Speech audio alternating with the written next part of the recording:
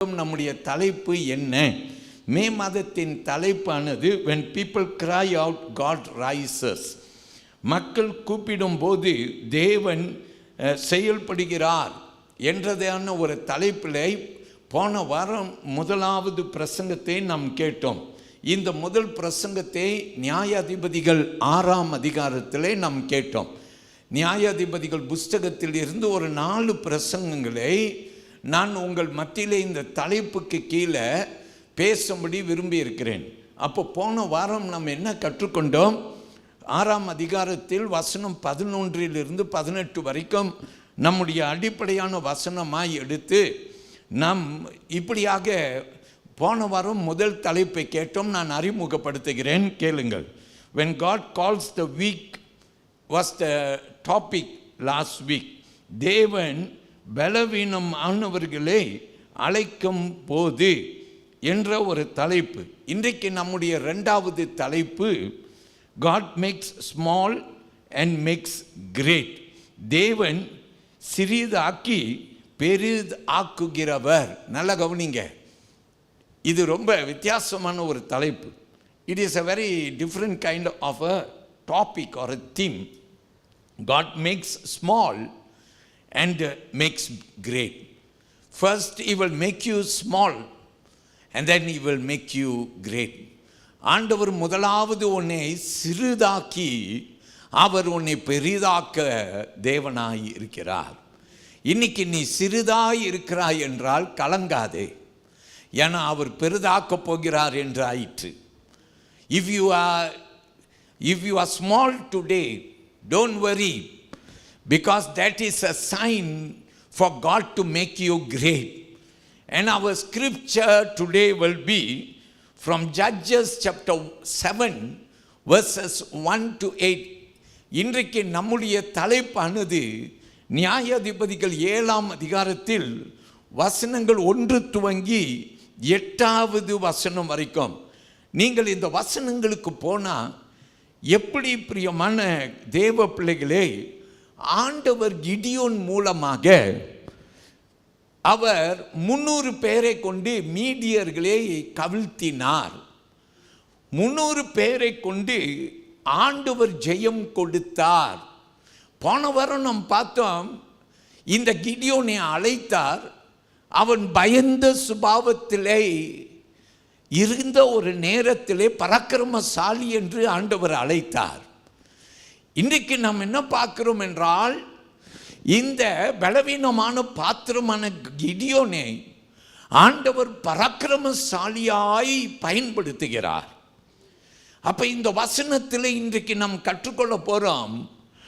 32,000 பேரை திரட்டின இந்த கிடியோன்ட்டு ஆண்டவர் சொல்றாரு, கிடியோனே 32,000 பேர் அல்ல, ஒரு சிறிய கூட்டத்தை வைத்து இந்த மீதியர்களை நான் துவக்கடிப்பேன்.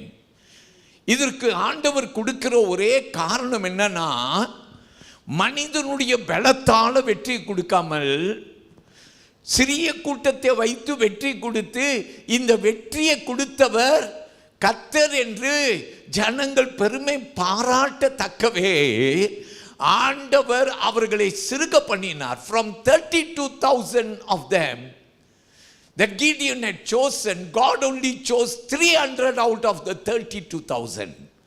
Why? Because God wanted glory. That God can use a small group of them to defeat even an army. Hallelujah. உனக்கு விரோதமாக யாரும் படை விரித்து வரலாம். இன்னைக்கு ஏதோ ஒரு அனுபவத்தை நீ கடந்து போய் கொண்டிருக்கலாம். ஒரு பெரிய இராணுவத்தை போல ஒரு பெரிய கூட்டம் திரண்டு உனக்கு விரோதமாய் வந்து கொண்டிருக்கலாம். ஆனால் கர்த்தரோ சொல்றார், நீ எல்லாரும் மத்தியிலையும் சிறியவனாய் தோண்டப்பட்டு இருக்கிறாய் இல்ல, ஆனால் நான் உன்னை என்ன செய்ய போறேன்? பெரிய ஆளாக்க போறேன்.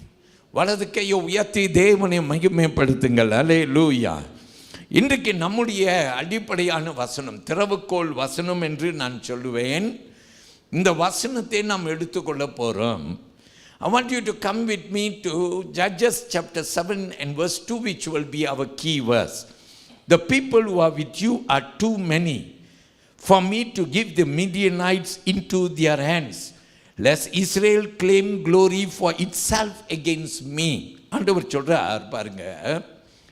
அப்பொழுது கர்த்தர் கிதியோனை நோக்கி, நான் மீதியானியரை உன்னோடு இருக்கிற ஜனத்தின் கையில் ஒப்பு கொடுக்கிறதற்கு அவர்கள் மிகுதியாய் இருக்கிறார்கள். என் கை என்னை ரட்சித்தது என்று இஸ்ரவேல் எனக்கு விரோதமாக வீம்பு பேசுகிறதற்கு இடம் ஆகும் என்று கர்த்தர் சொல்கிறார். எல்லாரும் சொல்லுவோம், பிரைஸ் தி லார்ட். பிரியமான தேவ பிள்ளைகளை, இன்றைக்கு இதுதான் நாம் எடுத்துக்கொள்கிற நம்முடைய அடிப்படையான வசனம். இந்த வசனத்தில் இருந்து தான் நமக்கு வந்திருக்கிற தலைப்பை திரும்பி பார்ப்போமா? நம்முடைய தலைப்பு, God makes small and makes great. Amen. தேவன் சிறிதாக்கி பெரிதாக்குகிறார். ஆமேன். வலதுக்கை எல்லாரும் உயர்த்தி கர்த்தரை மகிமைப்படுத்தி கரங்களை அசைத்து கொண்டு சொல்லுங்க, கர்த்தர் பெரியவர். அதனால தானே இன்னைக்கு நான் ஒரு வேளை சிறியவனாக காணப்படுகிறேன். ஒரு வேளை இன்னைக்கு நான் அதனால தானே எல்லாரால நெருக்கப்பட்டு கொண்டு உடப்பட்டு இப்படி கிடக்கிறேன். ஏன்னா உன் உயர்வுக்கு காரணம் ஆயிட்டு. எப்பெல்லாம் நீ சிறியவன் ஆகிறாயோ அப்பெல்லாம் ஞாபகம் வைத்துக்கோ, ஆண்டவர் உன்னை பெரிய ஆள் ஆக்க போகிறார். வலது கையோ உயர்த்தி ஒரு ஆமீன் சொல்லுங்க. ஹல்லேலூயா. தேவனுக்கு மகிமை உண்டாவதாக. ஆல்ரைட், இன்றைக்கு நான் சில முன்னுரை வார்த்தைகளை உங்களுக்கு சொல்ல விரும்புகின்றேன். நான் உங்களுக்கு சொன்னேன், கிடியோன் அவன் பலவீனனாக இருந்தான் போன வாரம். இந்த வாரம் நாம் பார்க்கிறோம், அவன் பராக்கிரமசாலி ஆயிட்டான். பால் தேவர்களை இடித்து போட்டான். இஸ்ரவேலுக்குள்ளார ஒரு எழுப்புதலை கொண்டு வந்தான். மீதியர்களுக்கு விரோதமாக அவன் எழும்பினான். பிரியமான தேவனுடைய பிள்ளைகளை, வேதம் சொல்கிறது, தேவனுடைய ஆவி அவன் மேலே வந்தது. அவன் 32,000 பேரை திரட்டினான்.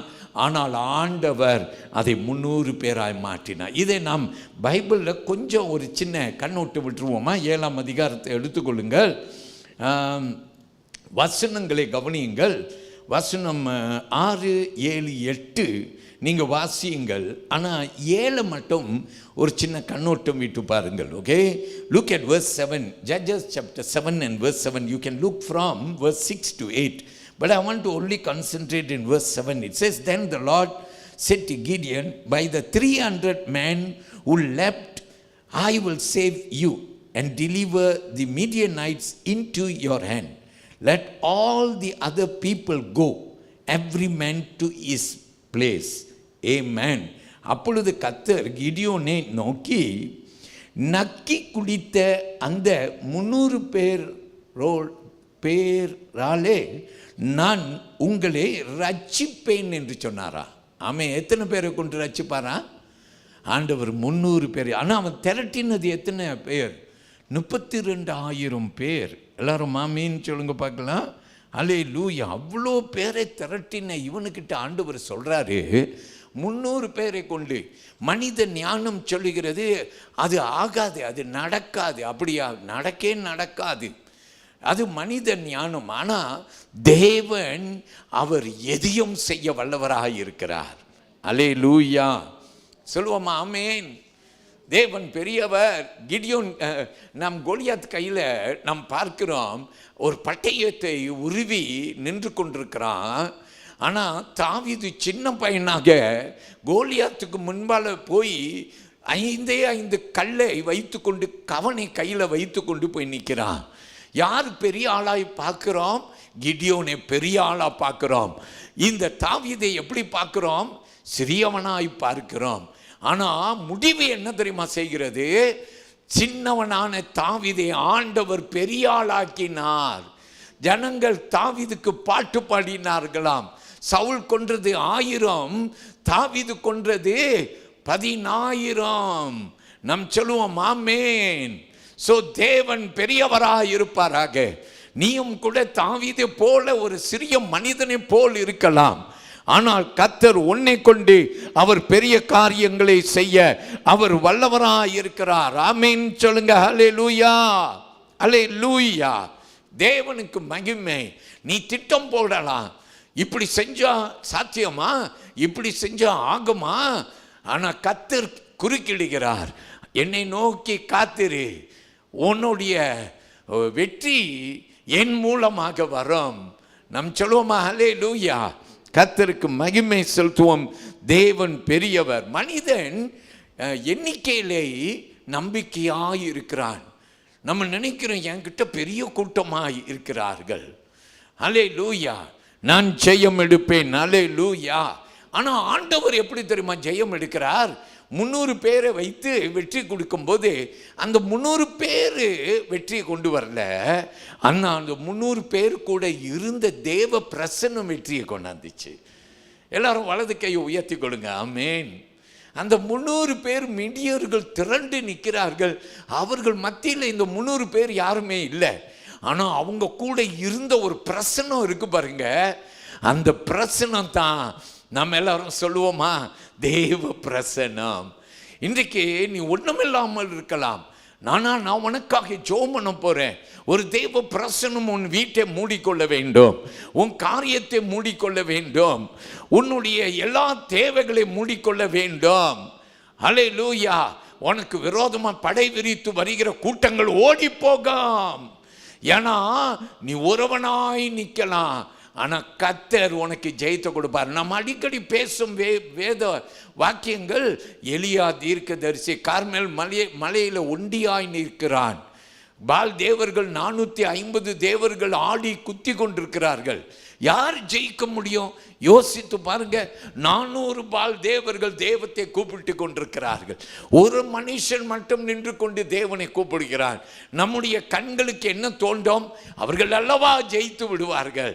ஆனால் ஆண்டவர் எப்படிப்பட்டவர் தெரியுமா?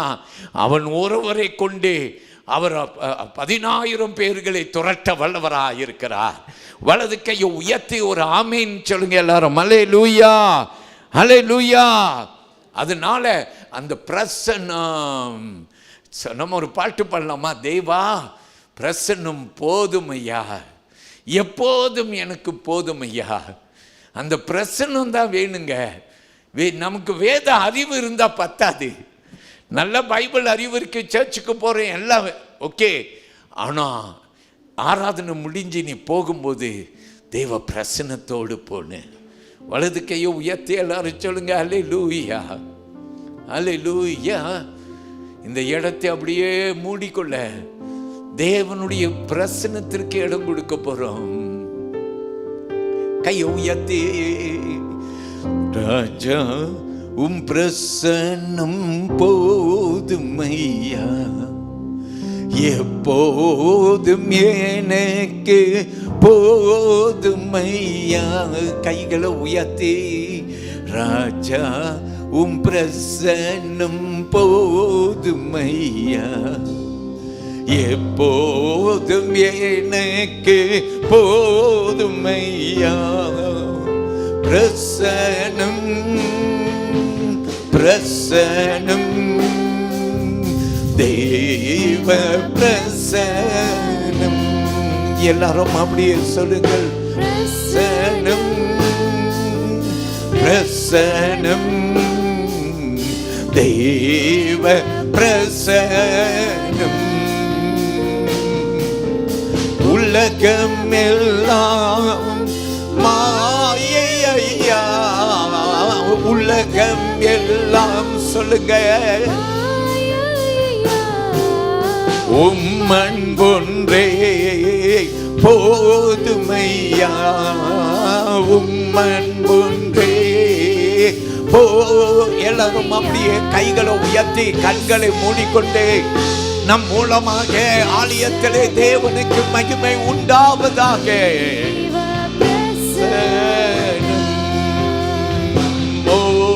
பிரசன்னம் பிரசன்னம் தேவ பிரசன்னம். அப்படியே கைகளை தட்டி எல்லாரும் சொல்லுங்க. ஆலயத்திலே உம்முடைய பிரசன்னத்தை பார்க்கிறேன் ஆண்டவரே, என் ஞான கண்களை திறந்து விடுங்க. உங்க பிரசன்னம் போதும் ஆண்டவரே. அப்படியே சொல்லுங்க. அப்பா, நான் உங்க பிரசன்னத்தில் உட்கார்ந்து இருக்கிறேன், எங்க பாஸ்டர் பிரசன்னத்திலே அல்ல, நான் தேவ பிரசன்னத்திலே உட்கார்ந்து இருக்கிறேன். நாம் சொல்லுவோமா அல்லேலூயா. மனிதன் என்ன தெரியுமா செய்வான்? கிடியோன் நினைத்தான் 32,000 பேர் திரண்டு விட்டார்கள், நம் கிட்ட ஒரு பெரிய கூட்டம் இருக்கு. மனுஷன் பெரிய கூட்டத்தை பார்த்து பிரமித்து நிற்கிறான். மனுஷன் நினைக்கிறான் பெரிய கூட்டம் இருந்தா பலன் நம் பக்கம் நினைக்கிறான். ஆண்டவர் சொல்றார், என் வேலை அப்படி அல்ல, நான் வேற விதமாய் கிரியை செய்கிறேன். ஒரு சின்ன கூட்டத்தை வைத்து அதன் மத்தியில் என் பிரசன்னத்தை வைத்து நான் என் பலத்தை வெளிப்படுத்துகிறேன் என்று சொல்லுகிறார். அல்லேலூயா சொல்லுவோம். நம்ம படிப்பெல்லாம் ஆண்டவர் சமூகத்தில் ஒன்றும் இல்லாமல் ஆயிருன்னு, நம்ம பணம் எல்லாம் ஆண்டவர் பிரசன்னத்தில் ஒன்றும் இல்லாமல் ஆயிருன்னு. அவர் தான் பெரியவர்.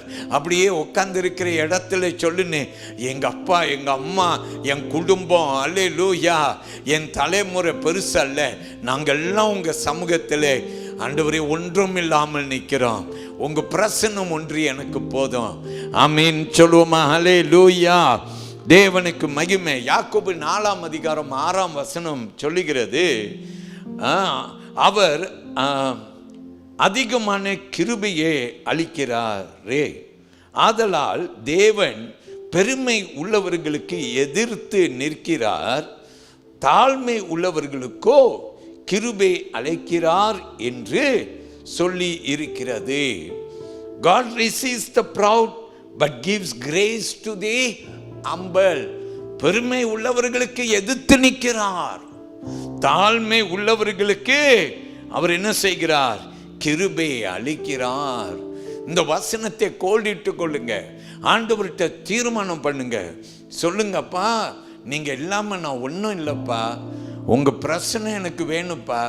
உங்க பிரச்சனை, நீங்க நல்லா படித்த ஆளா இருக்கலாம், உங்களை தாழ்த்துனீங்கன்னா ஆண்டவர் உங்கள் அறிவை பயன்படுத்துவார். நீங்க பணம் உள்ளவர்களாக இருக்கலாம், நீங்க உங்களை தாழ்த்துனீங்கன்னா ஆண்டவர் உங்க பணத்தை கொண்டு உங்களை ஆசீர்வதிக்கலாம். ஆமீன். ஓகே, இன்றைக்கு ஒரு 3-4 காரியத்தை நம்ம என்ன செய்ய போறோம்? கற்றுக்கொள்ள போறோம். இந்த வசனத்தை 4ஆ பிரித்து உங்க கூட ஒரு 4 காரியத்தை நான் பேசி வருகிறேன், என்னை கேளுங்க. முதல் 3 வசனம் நான் வாசிக்கிறேன், பின்பு தமிழில் நம்ம கேட்போம். Okay, look at chapter 7, Judges 7 verse 1, 2 and 3. Then Jerubbaal, that is Gideon, and all the people who were with him rose early and encamped beside the well of Harod, so that the camp of the Midianites was on the north side of them by the hill of Moreh in the valley. And the Lord said to Gideon, the people who are with you are too many for me to give the Midianites into their hands, lest Israel claim glory for itself against me, saying, my own hand has saved me.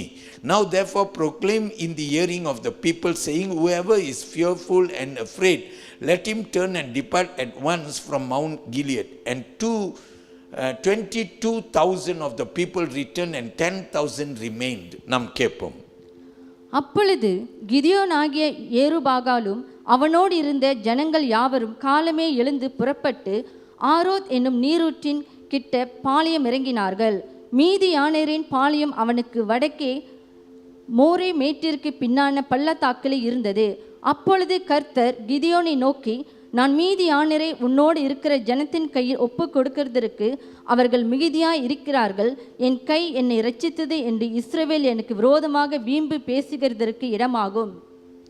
ஆகையால் பயமும் திகழும் உள்ளவன் எவனோ அவன் திரும்பி கீலேயாத் மலையில் இருந்து விரைவாய் ஓடி போக கடவன் என்று நீ ஜனங்களின் செவிகள் கேட்க பிரசித்தப்படுத்து என்றார். அப்பொழுது ஜனத்தின் 26,000 பேர் திரும்பி போய்விட்டார்கள், 10,000 பேர் மீதியாய் இருந்தார்கள். ஆமீன். தேவன் பெரியவர். எல்லாரும் ஆமீன் சொல்வோம். அல்லேலூயா. பிரியமானவர்களே, எப்படி ஆண்டவர் தேர்ந்தெடுத்தார் என்று நாம் பார்க்கிறோம். பயமா இருக்கிறவங்களாம் வீட்டுக்கு போங்கன்னு உடனே 10,000 பேர் பராக்கிரமசாலிகளாய் நிற்கிறார்கள். 22,000 பேர் போயிட்டாங்க பாருங்க. அல்லேலூயா. கர்த்தர் பெரியவர். நாம் சொல்லுவோம் ஆமீன். கொஞ்சம் பொறுத்துக்கொள்ளுங்கள். அல்லேலூயா. ஒரு 10,000 பேர் பின் தங்குறாங்க. ஆனால் ஆண்டவர் என்ன செய்கிறார்? ஆண்டவர் சொல்லுகிறார், அது கூட ஒரு பெரிய கூட்டம் என்று சொல்லுகிறார். ஆமீன் சொல்லுவோம். பெரிய கூட்டம், 10,000 பேர் கூட ஒரு பெரிய கூட்டம் என்று ஆண்டவர் சொல்லுகிறார். நம்ம அப்ப என்ன அறிந்து கொள்கிறோம்? ஆண்டவருக்கு கூட்டம் பெருசல்ல. அல்லேலூயா. ஆண்டவருக்கு மனித பலனும் பெருசல்ல. எல்லாரும் சொல்லுவோம் ஆமென். அல்லேலூயா. நான் சொன்னேன் உன்னுடைய பணம் என்று சொன்னேன், நான் சொன்னேன் உன்னுடைய அறிவு என்று சொன்னேன், எல்லாத்தையும் இறக்கி வச்சு உன்னை தாழ்த்திரு. அல்லது சில சமயத்தில் நம்முடைய திறமைகள், தாளந்துகள், உனக்கு நல்லா பாட முடியும், உனக்கு நல்லா கூட்டம் நடத்த முடியும், ஒருவேளை பிரசங்கமும் பண்ண முடியும், எல்லாமே செய்ய முடியும். உன் தாளந்துகள் உன்னை பெரிய ஆள் ஆக்காது. நீ ஆண்டவரிடத்தில் உன்னை தாழ்த்தும் போது கர்த்தர் உன்னை உயர்த்துவார். அல்லேலூயா. பிரியமான தேவ பிள்ளைகளை, ஆண்டவர் கிடியோன்கிட்ட காட்ட விரும்புகிறார். உன்னை நான் பராக்கிரமசாலி என்று அழைத்தேன், ஆனால் உன் கூட இருக்கிற 32,000 பேரை வைத்து உன்னை பராக்கிரமசாலி ஆக்க மாட்டேன். அல்லேலூயா. முதல்ல கூட்டத்தை கழிக்கிறார். கிடியோன் பார்த்திருப்பான், பயந்திருந்திருப்பான். 32,000 பேரில் 22,000 பேர் புறப்பட்டு எல்லாம் இப்படி ஓடுறதை பார்த்தா கிடியோன் கலங்கி இருந்திருப்பான். ஒருவேளை அவன் நினைத்திருப்பான், இந்த கூட்டத்தினால அவன் பெரிய ஆள் என்று நினைத்திருப்பான். ஆண்டவர் முதல்ல அந்த எண்ணத்தை உடைக்கிறார். சொல்லுங்க ஆமென். சகேரியா 4ஆம் அதிகாரம் 6ஆம் வசனம் சொல்கிறது, பலத்தினாலும் அல்ல, பராக்கிரமத்தினாலும் அல்ல, தேவனுடைய ஆவியினாலே ஆகுமாம். Okay, not by might, not by power, but by my spirit, says the Lord. Would you say amen? Hallelujah. So வேதம் இப்படியாய் சொல்லுகிற, பைபிள்ல ஒரு பக்தன், ஒரு ராஜா ஒருவன் இருந்தான் பாருங்க, அவன் பேர் ஊசியா என்று வேதம் சொல்லுகிறது. இந்த ஊசியா ராஜாவை குறித்து 2 நாளாகமம் புத்தகத்திலே 26ஆம் அதிகாரத்திலே நம்ம வாசிக்கிறோம். இதை நீங்க குறிப்பு வைத்துக் கொள்ளுங்கள்.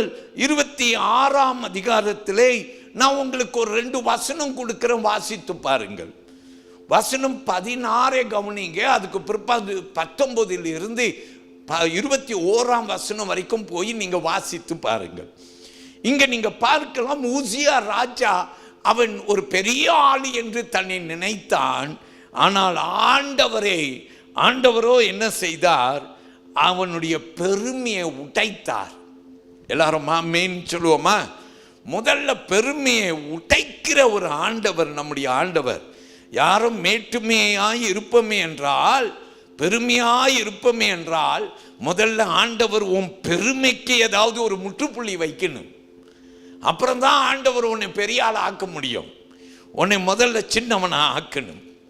26ஆம் அதிகாரம் 16ஆம் வசனத்தை நான் வாசிக்கிறேன். Look at 2 Chronicles 26 and verse 16. But when he was strong, his heart was lifted up to his destruction, for he transgressed against the Lord his God by entering the temple of the Lord to burn incense on the altar of incense.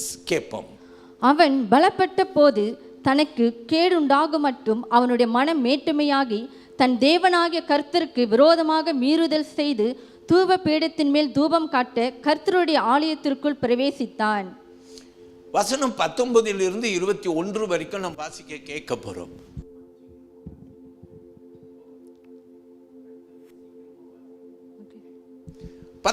இருந்து 21. Then Uzziah became furious, and he had a censer in his hand to burn incense.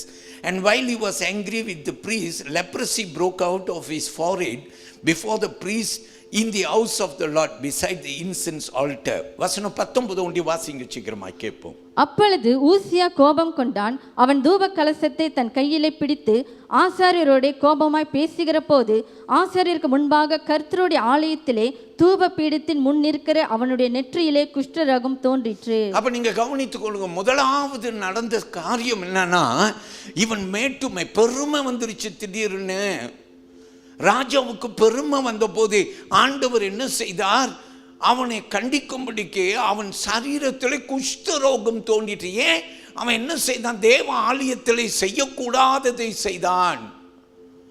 செய்யக்கூடாத காரியத்தை இவன் செய்தபடினாலே சவுலை பாருங்க, ஏன் ஆண்டவர் சவுலை தள்ளிவிட்டார்? ஏன்னா அவன் தூபம் காட்டக்கூடாது, சாமுவேல் வர தாமதம் ஆகிவிட்டதே என்று சொல்லி அவன் ஆலயத்துக்குள்ளார தூபம் காட்டினான்.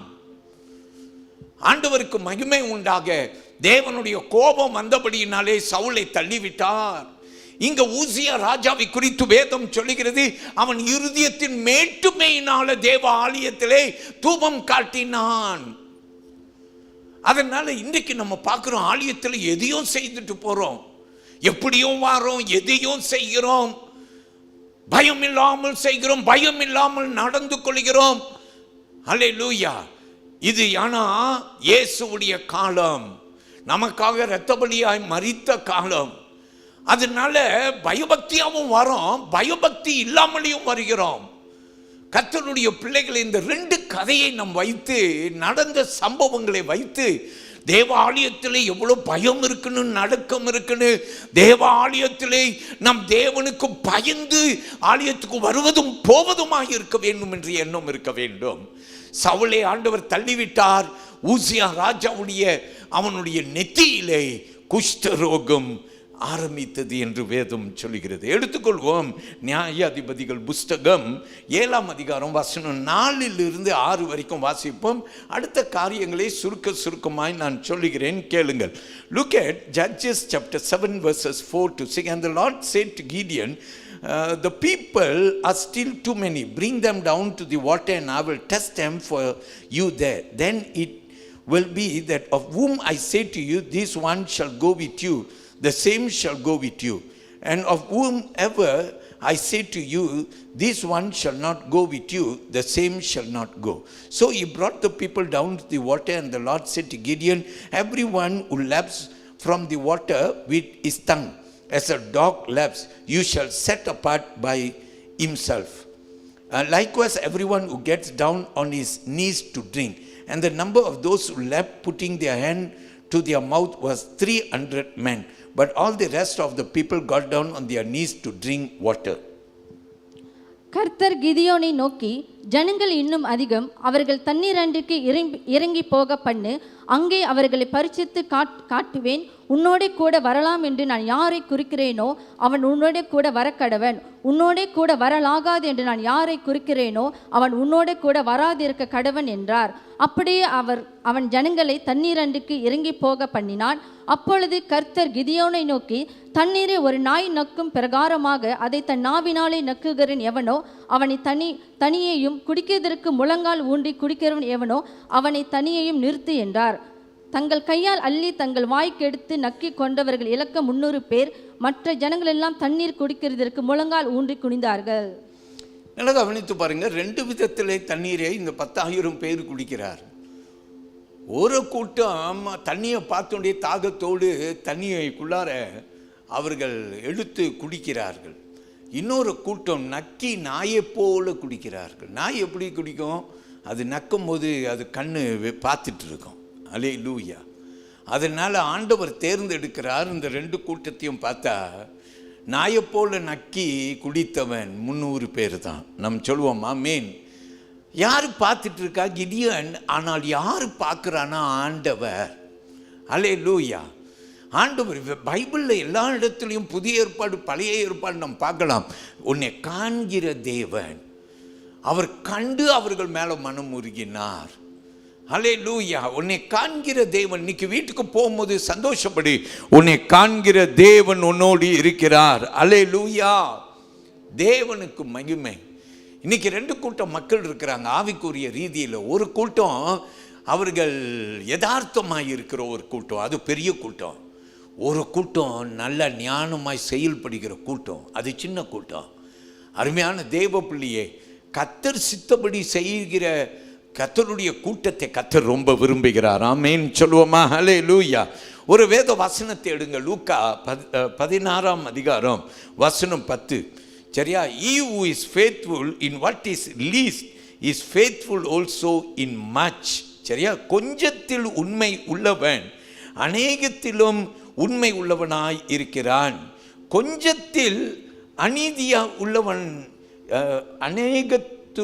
அநேகத்திலும் அநீதி உள்ளவனாய் இருக்கிறான் என்று வேதவாசனம் சொல்கிறது. எல்லாரும் ஆமென் சொல்லுவோம். பிரியமானவர்களே, நீ கொஞ்சத்தில் உண்மையாயிரு. ஆண்டவர் உன்னை அநேகத்தின் மேலே அவர் உன்னை ஆசீர்வாதமாய் வைப்பார். ஆமீன் சொல்லுவோம். அல்லேலூயா. மூன்றாவது காரியத்தை வசனத்தை எடுத்துக்கொள்வோம். 7ஆம் அதிகாரம் 7ஆம் வசனம். Judges chapter 7 and verse 7. Then the Lord said to Gideon, by the 300 men who left, I will save you and deliver the Midianites into your hand. Let all the other people go, every man to his place. Amen. கேட்போம். அப்பொழுது கர்த்தர் கிதியோனை நோக்கி, நக்கி கொடுத்த அந்த 300 பேராலே நான் உங்களை ரட்சித்து மீதி ஆணரை உங்கள் கையில் ஒப்புக்கொடுப்பேன். மற்ற ஜனங்கள் எல்லாரும் தங்கள் தங்கள் இடத்திற்கு போக கடவர்கள் என்றார். நாம் சொல்லுவோமா? ஆமென். அல்லேலூயா. ஸோ தேவனுக்கு மகிமை. யாரெல்லாம் அர்ப்பணம் செய்கிறோமோ, சின்ன கூட்டமாக இருக்கலாங்க, கவலைப்படாதீங்க. உங்கள் வீட்டில் கூட எல்லாரும் மனம் போன போக்கில் வாழ்ந்துட்டுருக்கலாம். நீங்கள் ஒருத்தர் தான் ஆண்டவருக்கு உண்மையாக இருக்கலாம். கவலைப்படாதீங்க. நல்லா ஆண்டவரை பற்றி கொடுங்க. நிறைய பேர் உங்களை தூஷணமாக கூட பேசலாம். கவலைப்படாதீங்க. ஆண்டவரை இறுக்கமாக பிடித்து கொள்ளுங்க. என கர்த்தர் உங்களோடு இருக்கிறார். 2 கொரிந்தியர் புஸ்தகத்தில் 12ஆம் அதிகாரம் 9வது வசனத்தை நீங்கள் பார்த்தீங்கன்னா, 2 Corinthians chapter 12 and verse 9, it says, my strength is made perfect in weakness. ஆண்டவர் சொல்லுகிறார் பாருங்க, உன் பலவீனத்தில் என் பலன் பரிபூர்ணமாய் தங்கும் என்று ஆண்டவர் சொல்லுகிறார். ஆமென் சொல்லுங்க. ஸோ கர்த்தருக்கு மகிமை. கர்த்தர் பெரிய காரியத்தை செய்ய அவர் வல்லவராய் இருக்கிறார். சரியா? கொஞ்சத்தை கொண்டு ஆண்டவர் அநேகம் செய்ய வல்லவராக இருக்கிறார். இது பைபிளில் நிறைய இடத்துல படிக்கிறோம். 5000 பேர் போஷிக்க வேண்டிய இடத்துல 5 அப்பம் 2 மீனை வைத்து ஆண்டவர் என்ன செய்தார்? 5000 பேரை போஷித்து பல கூடைகள் நிறையா எடுத்தார்களாம். ஆமென் சொல்லுங்க பார்க்கலாம். இதை வேதத்திலே 4 சுவிசேஷத்திலையும் வாசிக்கிறோம். மத்தேயு 14ஆம் அதிகாரம் வசனம் 13லிருந்து 21 வரைக்கும் நீங்கள் குறிப்பு வைத்துக் கொள்ளுங்கள். இவைகளில் நீங்கள் வாசிக்கிறதை நீங்கள் பார்க்கலாம். ஆமென் சொல்லுவோம். அல்லேலூயா. 4வது காரியத்தை நான் உங்களுக்கு சொல்லுகிறேன். வசனம் 8 எடுத்துக்கொள்ளுங்கள். Come, let's look at verse 8. So the people took provisions and their trumpets in their hands, and he sent away all the rest of Israel, every man to his tent, and retained those 300 men. Now the camp of Midian was below him in the valley. அப்பொழுது ஜனங்கள் தங்கள் கையில் தின்பண்டங்களையும் எக்காலங்களையும் எடுத்துக்கொண்டார்கள். மற்ற இஸ்ரவேலர் எல்லாரையும் தங்கள் தங்கள் கூடாரங்களுக்கு அனுப்பிவிட்டு அந்த 300 பேரை மாத்திரம் வைத்து கொண்டான். மீதியானரின் சேனை அவனுக்கு தாழ்விடமான பள்ளத்தாக்கில் இருந்தது. நம்ம ஆமென் சொல்லுவோம். கிடியோன் என்ன செய்தாங்க? ஆண்டவர் வார்த்தையை கேட்டான். கிடியோன் என்ன செய்யல? ஆண்டவர்கிட்ட வாக்குவாதம் பண்ணல. ஆண்டவர்கிட்ட ஏன் ஆண்டவரே என்றெல்லாம் கேட்கல. 300 பேர் அனுப்பிட்டு மற்றவர்களை வைத்து விடுவோம் என்று கேட்கல. ஆண்டவரே இப்படி என்றால் என் பலன் அற்றுப்போச்சு என்றெல்லாம் ஆண்டவர்கிட்ட புலம்பல. கிடியோன் கீழ்ப்படிந்தான் என்று வசனம் சொல்கிறது. யாரெல்லாம் கீழ்ப்படுகிறோமோ அவர்களை ஆண்டவர் கனப்படுத்துவார். இன்னைக்கு நீ கேட்ட வசனத்தின்படி நீ ஆண்டவரை கீழ்ப்படி, கர்த்தர் உன்னை ஆசீர்வதிப்பார். நீதிமொழிகளில் ஒரு வசனத்தை எடுத்துக்கொள்ளுங்கள். 3ஆம் அதிகாரம் 5ஆம் வசனம். Take Proverbs chapter 3 and verse 5. Trust in the Lord with all your heart and lean not on your own understanding. உன் சுய புத்தியின் மேல் சாயாமல், வசனம் சொல்லுகிறது என்ன செய்யணுமா? உன் முழு இருதயத்தோடும் கர்த்தரில் நம்பிக்கையாய் இருந்து என்று வேத வசனம் சொல்லுகிறது. ஆமென் சொல்லுங்க. அல்லேலூயா. ஸோ கர்த்தர் மேலே நம்பிக்கையாக இருங்கள். ஆதியாகமம் புஸ்தகம் 6ஆம் அதிகாரம் 14வது வசனத்துக்கு போனீங்கன்னாக்கா நீங்கள் பார்க்கலாம், மழை வரக்கூட இல்லை. இன்னும் உலகத்தில் மழை கூட பெய்யல. நோவாவுடைய காலம் வரைக்கும் ஆண்டவர் என்ன தெரியுமா செய்தார்? நோவாவே ஒரு பேழையை கட்ட சொன்னார். மழை வரப்போகுதுன்னு சொன்னார். நோவாவுக்கு மழைனா என்னான்னு கூட தெரியாது. It is proven till the time of Noah there was no rain, there was only mist. பிரியமானவர்களே, ஆண்டவர் நோவா கிட்ட சொல்றார், நான் மழையை அனுப்ப போறேன்னு சொல்றார். அது என்னமா இருக்கும்லாம் கேள்வி இல்லை. நோவா கிட்ட ஆண்டவர் சொன்னார், நீ பேழையை கட்டுன்னு சொன்னார். அவனுக்கு எப்படி பேழையை கட்டுன்னுட்டும் சொல்லி கொடுத்தார். சொன்னபடியே அவன் கட்ட தொடங்கின. எல்லாரும் சிரித்தார்கள், என்னென்னமோ சொன்னார்கள். ஆனால் இந்த நோவா அசைக்கப்படல. காரணம் என்ன தெரியுமா? கட்ட சொன்னது யாரு? ஆண்டவர். நான் யாருக்கு உண்மையாக இருப்பேன்? மனுஷனுக்கு அல்ல, ஆனால் ஆண்டவருக்கு உண்மையாக இருப்பேன். ஆமென் சொல்லுங்க. ஹல்லேலூயா. அல்லேலூயா. பிரியமானவர்களே, தேவன் உங்களை ஆசீர்வதிப்பாராக. அவருக்கு மகிமை உண்டாகட்டும். அவர் பெரிய காரியம் செய்வார். In closing I want to give a saying of Charles Spurgeon.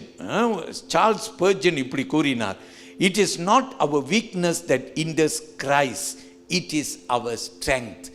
நம்முடைய பலவீனம் ஆண்டவருக்கு தடை அல்ல, நம்முடைய பலன் தான் தடை என்று சார்ல்ஸ் ஸ்பர்ஜன். யார் சார்ல்ஸ் ஸ்பர்ஜன் அப்படின்னா, இன்றைய உலகத்திலே Charles Spurgeon the highest known theologian.